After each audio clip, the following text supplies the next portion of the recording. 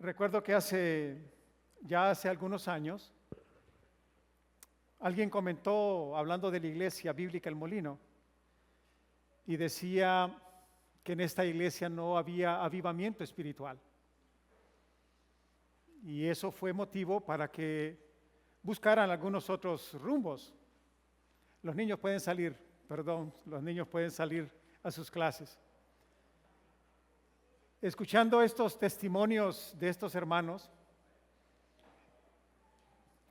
podemos ver el testimonio fehaciente de las personas que dan testimonio de milagros de vida obrados por el Señor. Y quien mire que no hay avivamiento del Espíritu a través de esos testimonios de vida, está ciego. El Señor obra cada día, todos los días de nuestra vida, obra en nosotros de manera milagrosa.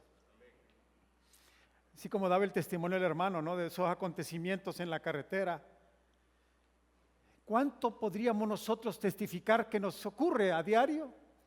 En donde solamente podemos explicarlo porque la mano de Dios estuvo ahí.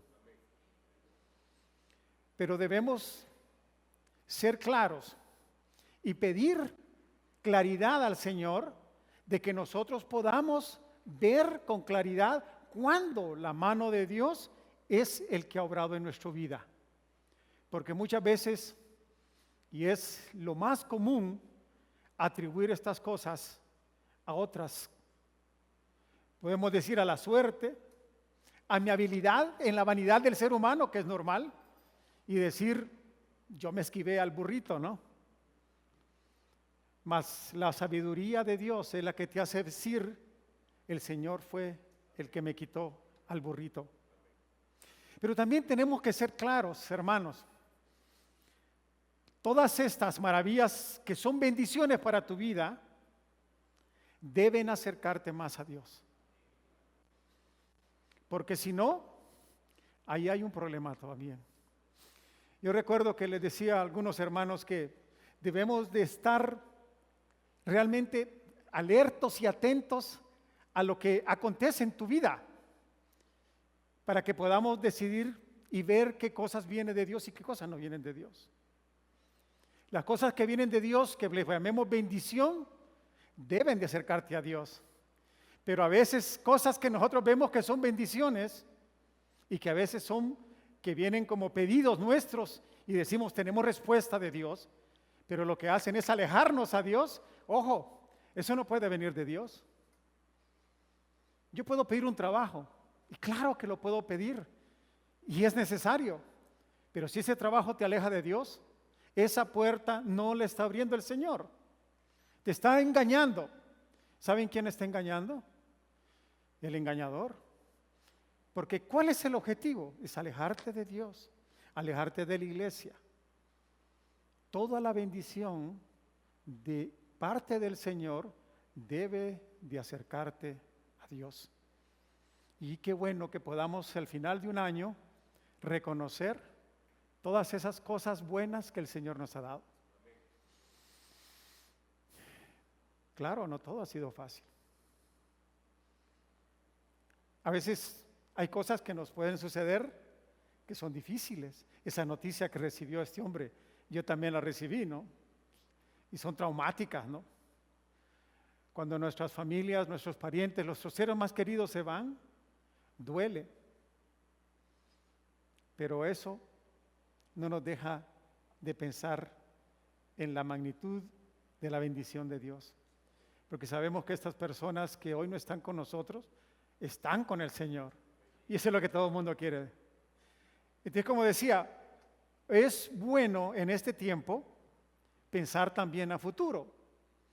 Y es bueno también marcar algunas cosas que hoy quiero platicar de ellas, para que las tengamos presentes, que si las estamos haciendo y ya las hicimos en el 2024, también las mantengamos presentes en el año 2025. Porque ¿saben qué? Son buenas. ¿Y saben por qué? Porque están en la palabra de Dios. Quiero que me acompañen a leer el primer versículo que nos va a permitir ver hacia el futuro algunas cosas que son recomendaciones que debemos de mantenerlas ahí presentes para nuestros planes futuros del próximo año. Y es que es buen tiempo para hacer planes, ¿no? Es bueno pensar casarse. Felicidades, claro que es bueno pensar que nos vamos a casar, que vamos a emprender una nueva empresa, un nuevo proyecto de familia, de casa, de negocio. Si voy a emprender un nuevo proyecto educativo, ¿no? O sea, voy a estudiar, voy a graduarme o voy a comenzar un nuevo estudio. ¡Qué bueno! Eso es excelente que lo tengamos definido en nuestra lista de planes para el próximo año. Pero ¿saben cuál es el problema? Que eso también lo hacen los impíos. Los impíos también van a hacer esos mismos planes. Por lo tanto, nosotros como cristianos tenemos que marcar una diferencia en nuestros planes de vida, cercanos o futuros. Tenemos que marcar una diferencia como cristianos. Es bueno hacer planes, claro que sí, pero hay que hacerlo de una manera diferente, conforme a lo que el Señor nos dice. Vayan conmigo al libro de Santiago, el capítulo 4, en el versículo 13. Siempre me ha encantado este pasaje porque hace reflexionar cuando uno piensa en esas cosas que debemos de hacer en el futuro y a futuro. La Reina Valera lo intitula "No os gloriéis del día de mañana". Y dice: vamos ahora, los que decís hoy y mañana iremos a tal ciudad y estaremos allá un año y traficaremos y ganaremos, cuando no sabéis lo que será mañana, porque ¿qué es vuestra vida? Ciertamente es neblina que se aparece por un poco de tiempo y luego se desvanece. En lugar de lo cual deberías decir: si el Señor quiere, viviremos y haremos esto o aquello. Pero ahora os jactáis en vuestras soberbias. Toda jactancia semejante es mala. Y al que sabe hacer lo bueno y no lo hace, le es pecado. Digo, este es el pasaje que quiero que sirva de base para nuestra reflexión de esta mañana. Esa exhortación: vamos ahora, los que decís hoy y mañana haremos esto, haremos aquello. Santiago, recuérdense que el libro de Santiago está escrito prácticamente para las 12 tribus que estaban en la dispersión en aquel tiempo. Judíos, obviamente cristianos, que estaban dispersos por la persecución. Y los judíos, desde muy antaño, se reconocían como muy hábiles para el comercio, para negociantes, y todavía lo son. Por ahí dicen que los judíos son el mundo, financieramente controlan el mundo. Tienen una habilidad especial para la negociación, para hacer dinero, para el comercio. Por eso se marca aquí que ellos dicen: vamos a ir a negociar, vamos a ir a hacer negocio, y hacían sus planes. No es malo que lo hicieran, pero el mismo Santiago dice: estos hombres están actuando de una manera pecaminosa, de una manera soberbia, porque definen su vida en base a sus propias habilidades y dejan a Dios a un lado. No mencionan a Dios en sus planes. Y eso es lo que hacía de esta conducta el reproche de Santiago. Que a propósito, Santiago se define que es el escritor, el hermano o el medio hermano de nuestro Señor Jesucristo. Si nos ponemos a pensar, de repente nosotros hacemos lo mismo, aunque no seamos negociadores. Cuando apartamos de nuestra vida al Señor y nos jactamos y empezamos a hacer planes sin tomar en cuenta al Señor. Y obviamente la soberbia es pensar en que yo tengo la capacidad de poder hacer las cosas sin el Señor. ¿Y saben qué? Es una falacia. Nadie podría respirar si no es con la ayuda del Señor. Nuestro corazón no latiría si no es por la misericordia de Dios, día a día. Y por eso dice: os jactáis de decir, voy a hacer esto, voy a hacer lo otro. Por eso Santiago dice, más vale que digáis, si Dios quiere al menos, haré esto, haré aquello. Tiene que ver algo un poco con la lucha interna de nuestro propio afán de querer hacer las cosas. Y como digo, no es malo que lo planifiquemos, que lo pensemos, que lo hagamos. Así nos lo pide el Señor, pero nos lo pide de la manera correcta. ¿Y cuál es la manera correcta? Es poner siempre la instrucción de Dios, el acompañamiento del Señor, la bendición de Dios. Y si el Señor así lo determina, bueno o malo, lo que se acontezca, porque lo malo no lo planificamos, pero no estamos exentos de eso como cristianos. Lo que sí puedo planificar es tratar de resistir lo que pueda acontecer, aunque sea duro.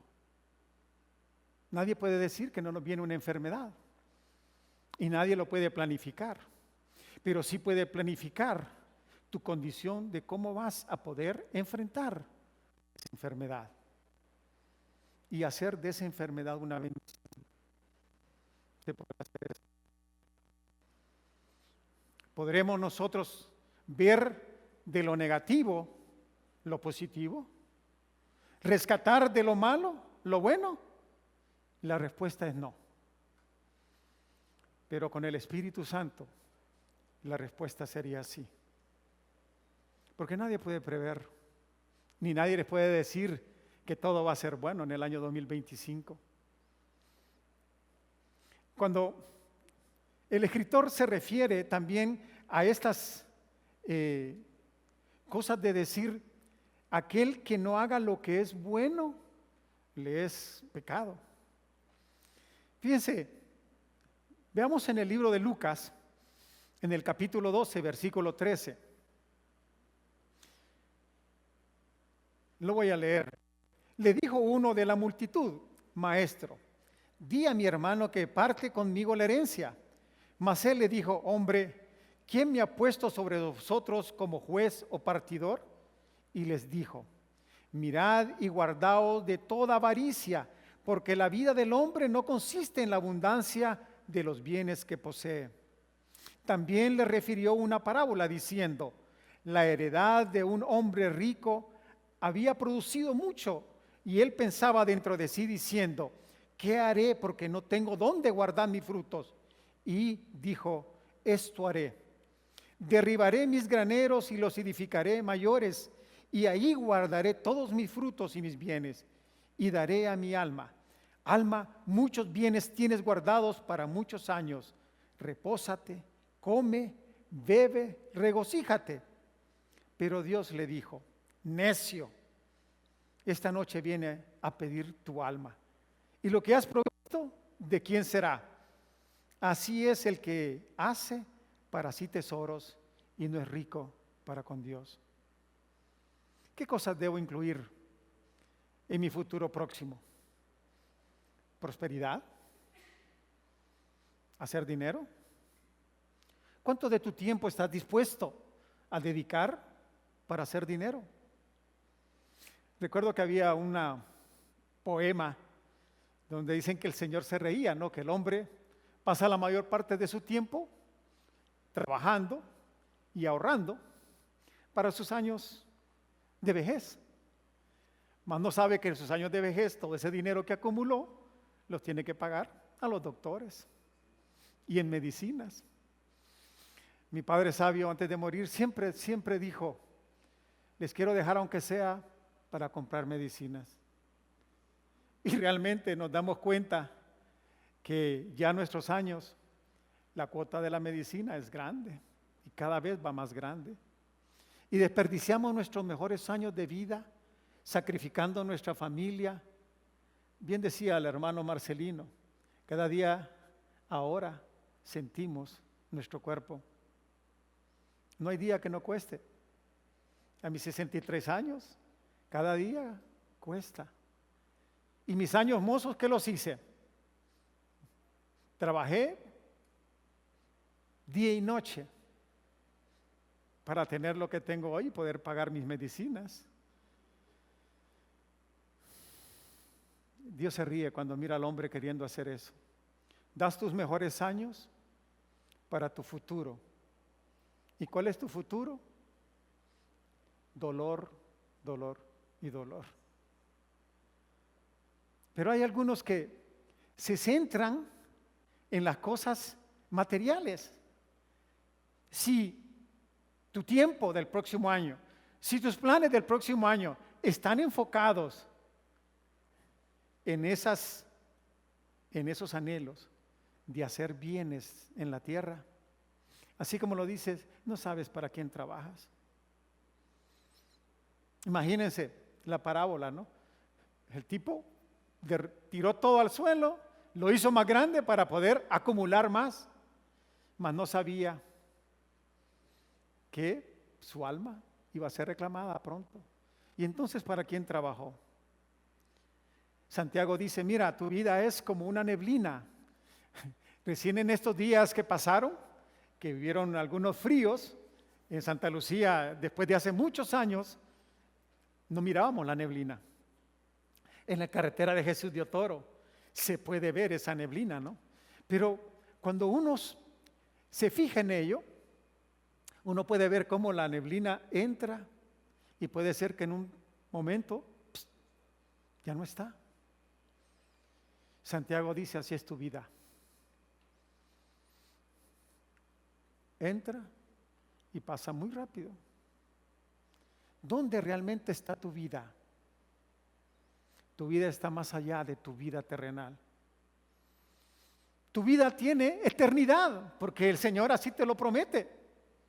Al cristiano tiene vida eterna. Y nos preocupamos por 70, 80 años de esa eternidad. Y esos pocos años que tenemos, ¿cuántos disfrutamos con nuestra familia, con nuestros hijos? Los vemos crecer. Yo cada día que me encuentro a alguien y me dice, doña Romelia me lo decía hoy, que tus hijas mira cómo están de grandes. ¿Y hace cuánto, Raulito, las vimos aquí? Me recuerdo una foto a estas niñas ahí jugando en la grama, ¿no? ¿Hace cuánto fue? Abrir y cerrar de ojos, hermanos.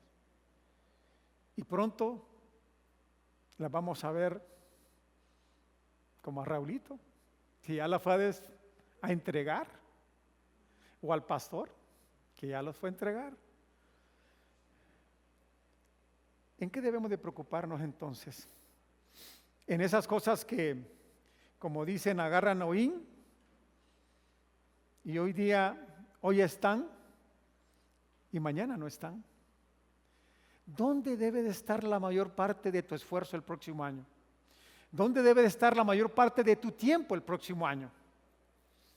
En las cosas que no tienen duración o en las cosas que pueden durar eternamente. La palabra del Señor dice, ocúpate de mis cosas y estarás entonces invirtiendo para el reino. ¿Y eso qué significa? Que debemos entonces enfocarnos en las cosas que valen la pena colocar en un plan de corto, mediano y largo plano.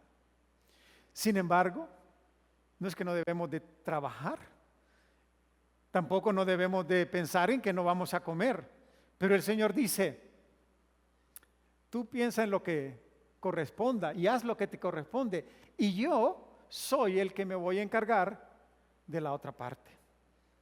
Por eso dice que no tengas que estar pensando en qué de comer, en qué de vestir, sino deja que el Señor dé su misericordia, porque es una promesa. Lo que requiere es tu fe para creer en ella.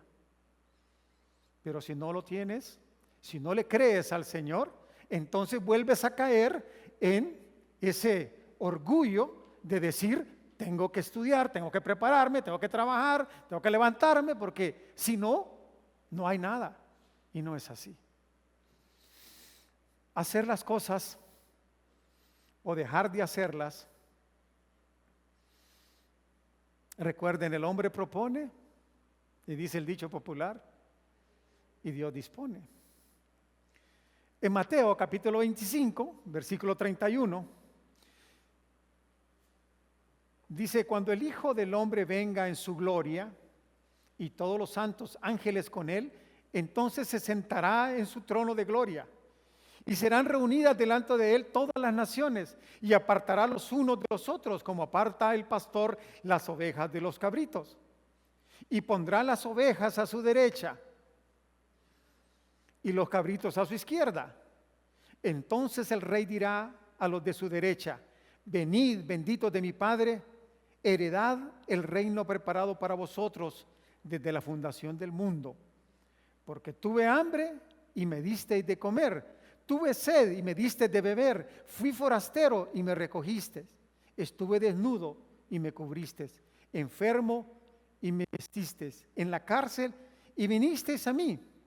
Entonces los justos le responderán diciendo: Señor, ¿cuándo te vimos hambriento y te sustentamos, o sediento y te dimos de beber? Y cuando te vimos forastero y te regocijamos y te recogimos, o desnudo y te cubrí, o cuando te vimos enfermo o en la cárcel y vinimos a ti. Y respondiendo el rey le dirá: de cierto os digo que en cuanto lo hicisteis a uno de estos mis hermanos más pequeños, a mí lo hicisteis. Entonces dirá también a los de la izquierda: apartaos de mí, malditos, el fuego eterno preparado para el diablo y sus ángeles. Porque tuve hambre y no me diste de comer, tuve sed y no me diste de beber, fui forastero y no me recogisteis, estuve desnudo y no me cubristeis, enfermo y en la cárcel y no me visitasteis. Entonces también ellos le responderán diciendo: Señor, ¿cuándo te vimos hambriento, sediento, forastero, desnudo, enfermo o en la cárcel y no te servimos? Entonces les responderá diciendo: de cierto os digo que en cuanto no lo hicisteis a uno de estos más pequeños, tampoco a mí lo hicisteis.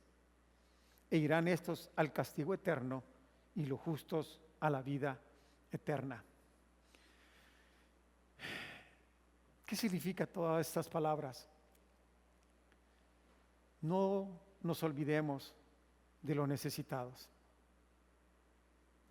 Esta iglesia, y lo vimos en los testimonios, lo vimos cuando hablamos de Jesús de Otoro, cuando hablamos de las iglesias de Lloro, cuando hablamos de las necesidades mismas de los miembros aquí de la iglesia, que dan testimonio de lo que ustedes han hecho en sus vidas. ¿Saben que estas palabras, eso es lo que refleja? Lo que cada uno de ustedes, me impresionó lo que dijo la hermana, cuando dijo: en esta Navidad he tenido más provisión que otras y no trabajo.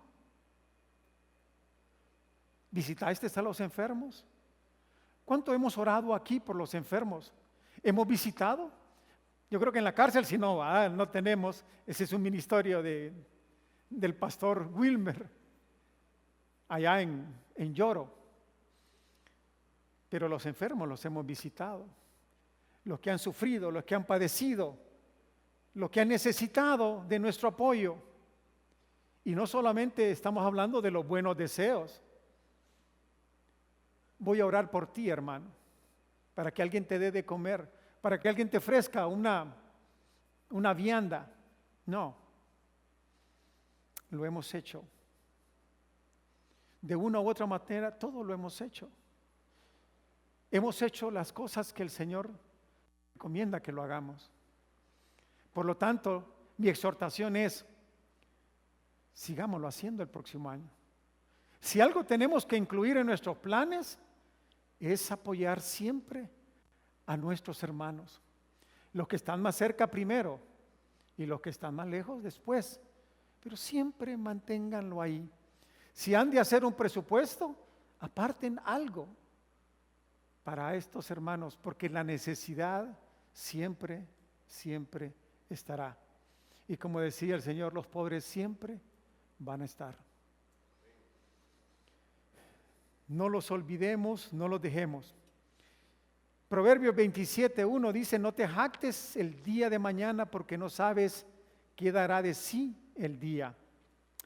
A mí mismito en Santiago, y quiero tocar algunos pasajes para hacer estas exhortaciones, tanto en Santiago y en las cartas de Pedro, en los escritos de Pedro.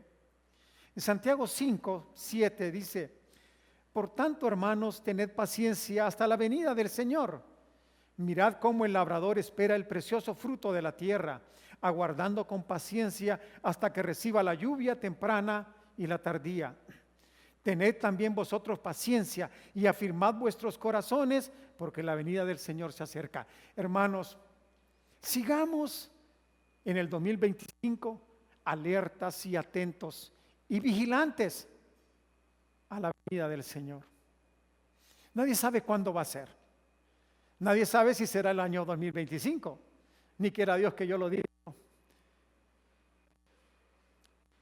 Pero lo que sí nos dice la palabra es que debemos de estar firme siempre, como soldado vigilante, porque no nos encuentre el Señor echados, descuidados y no alertas.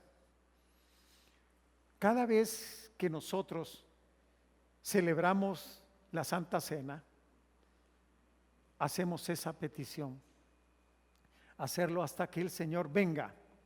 Es un anhelo para todo cristiano la venida del Señor, pero también es una responsabilidad de cristiano, es estar preparados para que no nos encuentre dormidos, porque entrará como un ladrón sin dar aviso.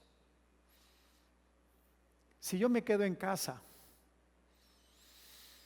si dejo de estudiar la palabra, si dejo de leer la palabra, si dejo de congregarme, ¿saben lo que estoy haciendo? Es durmiéndome. Y el Señor, cuando venga, nos puede encontrar dormidos. Debemos de estar alertas. Más adelante en el versículo 13 dice: ¿está alguno entre vosotros afligido? Haga oración. ¿Está alguno alegre? Cante alabanzas. ¿Está alguno enfermo entre vosotros? Llame a los ancianos de la iglesia y oren por él, ungiéndole con aceite en el nombre del Señor. Y la oración de fe salvará al enfermo, y el Señor lo levantará. Y si hubiese cometido pecado, le serán perdonados. Confesaos vuestras ofensas unos a otros, y orad unos por otros, para que seáis sanados. La oración eficaz del justo puede mucho. Elías era hombre sujeto a pasiones semejantes a las nuestras, y oró fervientemente para que no lloviese, y no llovió sobre la tierra por 3 años y 6 meses. Y oró, y otra vez oró, y el cielo dio lluvia, y la tierra produjo su fruto. Hermanos, si alguno de entre vosotros se ha extraviado de la verdad, y alguno le hace volver, sepa que el que haga volver al pecador del error de su camino, salvará de muerte un alma y cubrirá multitud de pecados. ¿Qué nos está llamando a hacer? Oradores. Si ya lo sois, qué bueno. Pero esto es una exhortación para que en este año venidero estemos más todavía orando. Yo tengo un ejemplo en mi casa. Mi esposa es una mujer de oración. No descansa de orar. Y ora por cada uno de ustedes. No se imaginan. Tiene una libreta. Nadie la debe tocar. Pero ahí está el nombre de cada uno de ustedes y su necesidad. Y ora todos los días por cada uno de esas necesidades. ¿Lo hacen ustedes? Si no lo hacen, es buen momento para pensar en ponerlo en nuestros planes. Una oración eficaz hace milagros. Hace milagros. Pónganlo ahí. Y sobre todo, hermanos, dicen que traer al quien esté allá lejos es una gran bendición para el que lo hace. No nos olvidemos de ellos. A veces nos volvemos así como muy fríos, como cuando vamos en la calle y vemos un montón de gente pidiendo. Ya de repente uno como que hasta se siente molesto ver todos los días la misma persona usando los mismos defectos de su físico para pedirte algo. Como que perdemos la sensibilidad, ¿no? Pero no debemos de hacerlo, hermanos. No debemos de hacerlo. Y aquellos que no vemos en la iglesia y de repente decimos, bueno, ya no viene, ¿no? Y como que nos hacemos indiferentes a su ausencia. Acordémonos de ellos el próximo año. Pongámosle en mi lista ahí, miren que ya no miro que venga fulano y sutano, la pareja tal. Y hagamos un esfuerzo por traerlos. Y si hay algo en sus vidas que está ahí, pecaminoso, y nosotros logramos que vengan, gran bendición tienen para ustedes y para la iglesia. No nos olvidemos de anotar esas cosas para el próximo año. Decir, voy a estar pendiente de la vida de tal familia, de tal hermano. Es un plan cristiano hacerlo así. En Primera de Pedro, en el capítulo 3, versículo 8, dice, finalmente sé todo de un mismo sentir, compasivos, amando fraternalmente, misericordiosos, amables, no devolviendo mal por mal, ni maldición por maldición, sino por el contrario, bendiciendo, sabiendo que fuiste llamados para que heredéis bendición. Porque el que quiere amar la vida y ver días buenos, refrene su lengua de mal y sus labios no hablen engaño. Apártense del mal, hagan el bien, busquen la paz y sígala, porque los ojos del Señor están sobre los justos y sus oídos atentos a sus oraciones. Pero el rostro del Señor está contra aquellos que hacen el mal. Más claro, no puede estar. Más interpretación no requiere. Ámense, sigámonos amando, hermanos. Todos estos testimonios no son más que el reflejo del amor de la iglesia y de cada uno de los hermanos con los que han dado su testimonio. Sigámoslo haciendo. Y si podemos colocar metas específicas sobre eso, eso es lo que Dios quiere. Apartarse del mal y hacer lo bien. Y por último, no puedo dejar de resaltar un mensaje claro que está en Primera de Pedro, capítulo 5.